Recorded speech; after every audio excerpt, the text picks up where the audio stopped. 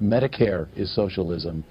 Fire departments and police departments are socialism. I think what you're referring to is my advocacy for single-payer health care.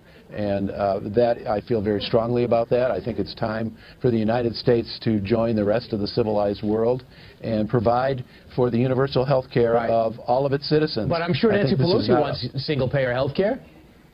No, she doesn't, right? No, she does not. And for all the reasons we talked about 5 minutes ago, that would deprive her of a great deal of her money. Yeah. So what do you think? I mean, what's going to happen there? We talked about this earlier as well. We talked about you can reach out on the internet and you're going to get all the progressives, and that's, you're kicking butt there. We see that you're running all the indie shows and you're making the rounds. You're on Jimmy Dore, which has got a huge audience, and I don't see you having much of a problem with the progressives in Nancy Pelosi's district. What about the people that only hear what Nancy Pelosi has to say on MSM? How do you reach those people? Well, that's a complicated question. Let me tell you how I plan to do it. Excellent. First of all, Nancy Pelosi, I think, perceives herself not so much as a congressperson from the 12th District of California as she does a national leader of the Democrats in Congress.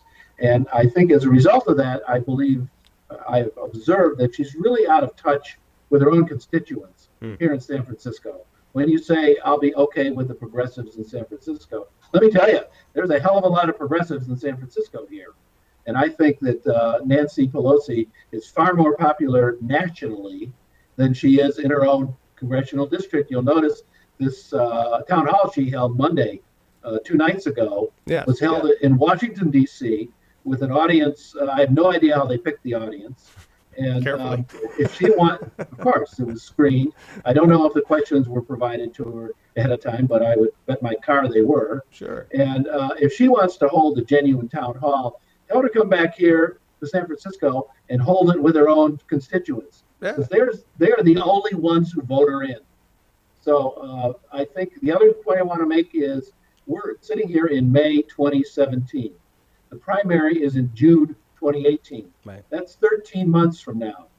I'm going to have a lot of time for the voters of San Francisco to get to know who I am and what I stand for. And I think that, to use an old Rolling Stone song, time's on my side here.